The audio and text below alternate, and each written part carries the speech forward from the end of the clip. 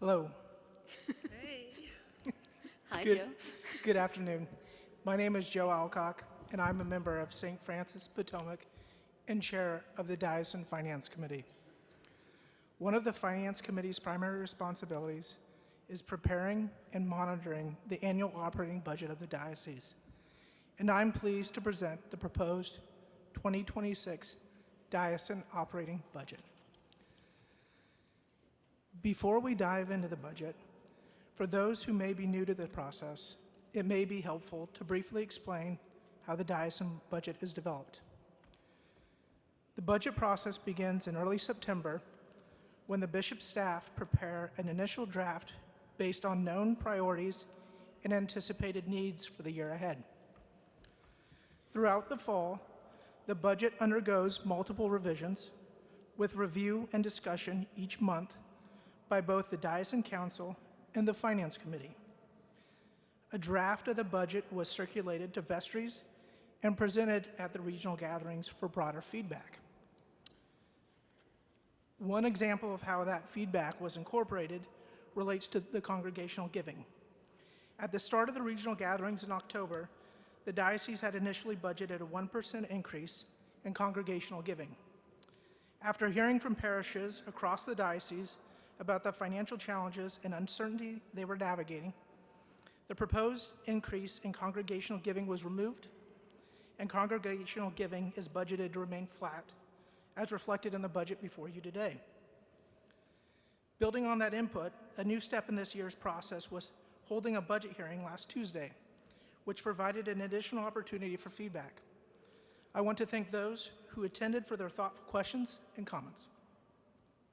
The goal of this process is responsible stewardship of diocesan resources and alignment with the priorities of the diocesan strategic plan.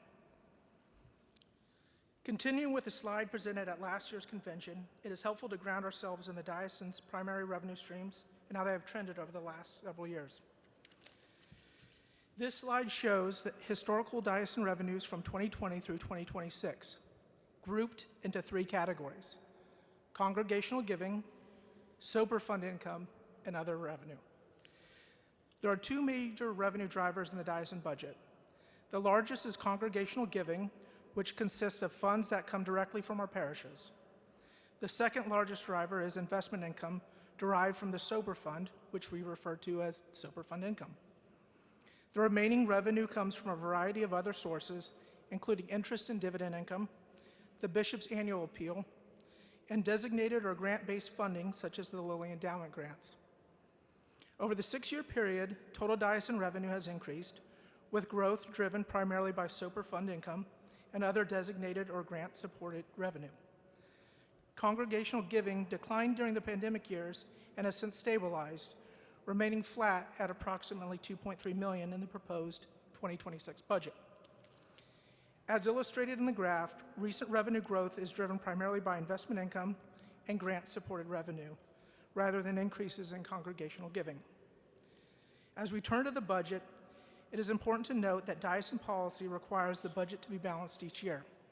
Therefore, budgeted revenue equals budgeted expenses.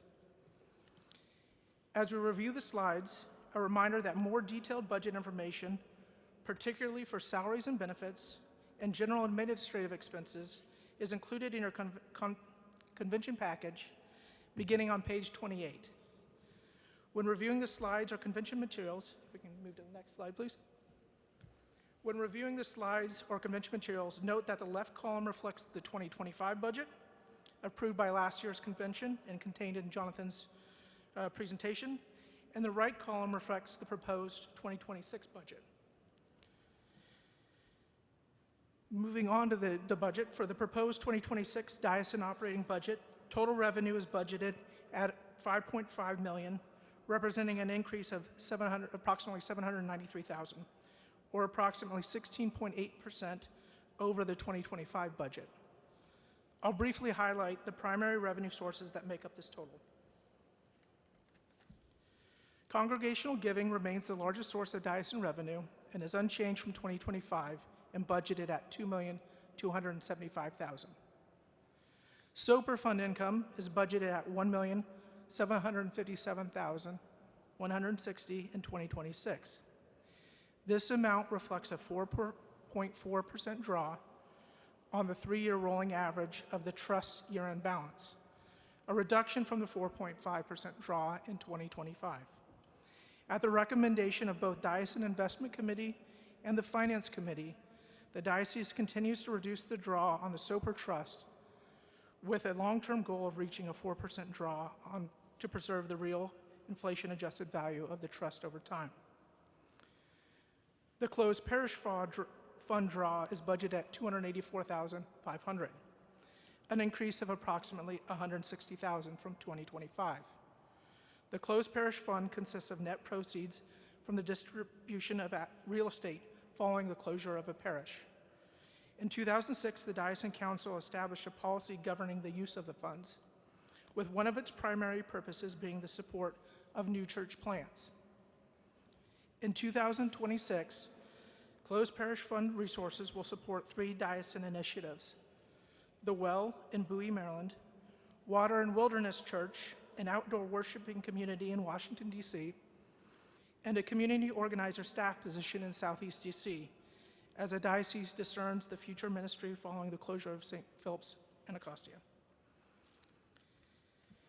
There are 2 income lines related to the Lilly Endowment grants. The first grant was awarded several years ago to support the Tending Our Soil Congregational Revitalization Initiative and concludes in 2026. The diocese has also been awarded a second Lilly Endowment grant, which builds on this work through a year-long process that includes many grants and skill-building opportunities. The grant expands access and resources so that more congregations can strengthen their capacity for thriving ministry, with the goal of deepening a culture of vitality across the diocese. The Court and Education Fund was established through a general bequest to support education initiatives at the discretion of the bishop. In 2026, $143,000 from the Courtin Fund will support the School for Christian Faith and Leadership, the diocese's signature initiative for spiritual growth and leadership development. The funding includes half of the compensation for both the Canon for Faith, Leadership, and Collaboration, and the operations coordinator for the School for Christian Faith and Leadership. Turning to other sources of revenue, the bishop's annual appeal is budgeted at $160,000 in 2026. Interest and dividend income is budgeted at $200,000. The diocese also receives $60,000 from the Protestant Episcopal Church Foundation, which reimburses a portion of Bishop Marianne's compensation in recognition of the time she devotes to supporting the ministry and governance of the cathedral closed institutions. While there is no change to the underlying agreement or arrangement, beginning in 2026, the diocese wanted to recognize the cathedral's contribution to diocesan operations. For those who may not be aware, the cathedral allows the diocese to use church house and related utilities at no cost. The $255,794 shown as an in-kind contribution represents the diocesan's estimate of the fair market value of rent and utilities.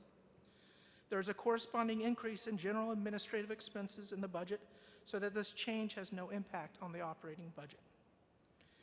Water and Wilderness Church and the Bowie Church Planter, also referred to as the Well, are missions of the diocese, and grants and other funds received in support of these ministries are reflected as diocesan revenue. That concludes the revenue overview. Turning now to expenses. Can we move this slide, please? I think we jumped one ahead. Go one there. Wait, back. There you go. Cool. So as we noted earlier, the proposed 2026 budget is balanced. Therefore, total expenses are $5,528,000, representing an increase of approximately $793,000, or 16.8%. I'll now walk through the major expense categories, starting with church revitalization. As a reminder, all staff salary expenses are reflected in the salaries and benefits section of the budget. Church revitalization is budgeted at approximately $383,000, an increase of $143,390. Funding for strategic advisors has been added back into the budget, as the bishop and her staff may periodically require outside professional guidance. This line item will also be used to compensate a small group of seasoned diocesan clergy assisting congregations during leadership transitions. Lilly endowment grant expenditures reflect costs associated with the final year of the Tending Our Soil program, as well as expenses related to continuing that work under the new Lilly grant, Planting Seeds of Renewal. Next slide, thank you. Faith and Leadership is budgeted at $211,000, an increase of $15,000. A small reduction in campus and young adult ministries more accurately reflects recent spending levels. The clergy discernment and development line has increased to reflect higher costs associated with hosting the annual clergy conference. Equity and Justice is budgeted to remain flat at $58,500 for 2026. It's important to note that funds for making reparations as approved by Diocesan Convention last year will be drawn from diocesan assets once the Reparations Committee has direction for its work. Next slide, please. National and International Ministries is budgeted at $621,603, an increase of approximately $73,333. The increase is driven primarily by diocese assessment to the Episcopal Church, which totals $604,000, representing approximately 15% of the diocese operating budget, and an increase of about $67,000 from last year. A new line item has also been added for the EDOW Ecumenical Commission, restarting its work under the leadership of the Reverend Aaron Dunn. The commission will focus on fostering dialogue and relationships with other faith traditions and on providing education resources across the diocese. And as we move to salaries and benefits, as a reminder, individual staff salary by position are listed beginning on page 29 of the Diocesan Convention booklet. The slide before you reflects aggregate salary costs rather than the individual positions. Total salaries and benefits are budgeted at $3,127,000, an increase of approximately $265,000.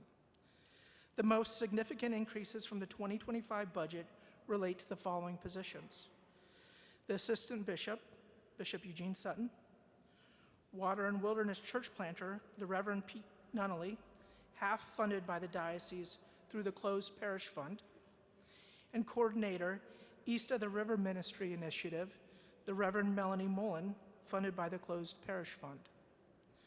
There are also new or reconfigured staff assignments, particularly funded by the Lilly Endowment Grant, including Canon to the Ordinary, Canon for Faith, Leadership, and Collaboration, and Missioner for Revitalization.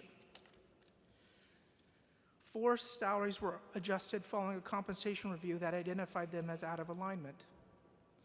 Salaries for all other staff, except for the bishop at her request, are budgeted to increase by 3%.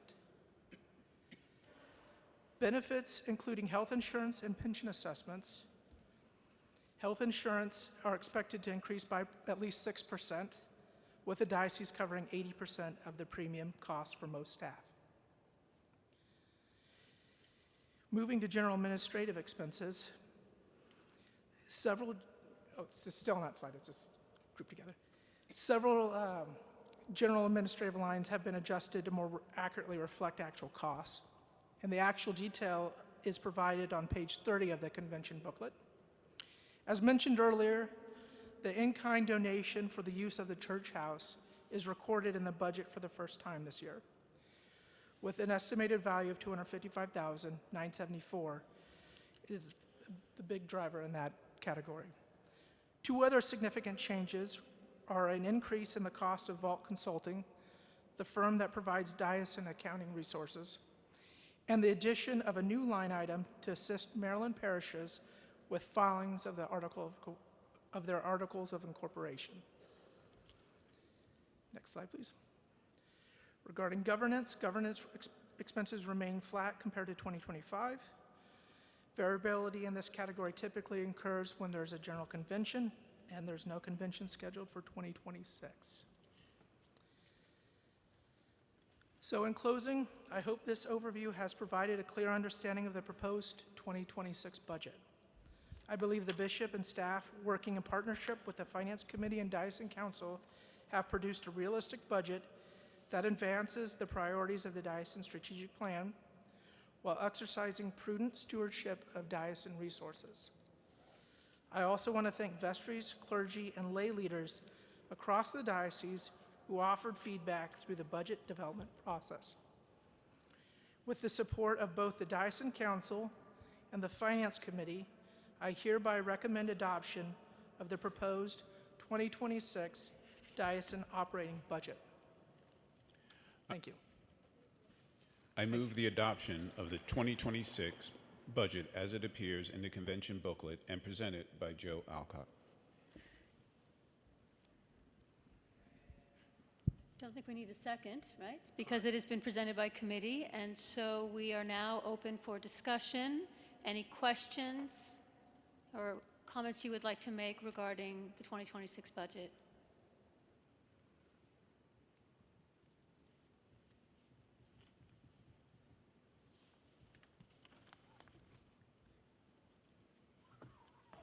We will now vote on the 2026 budget.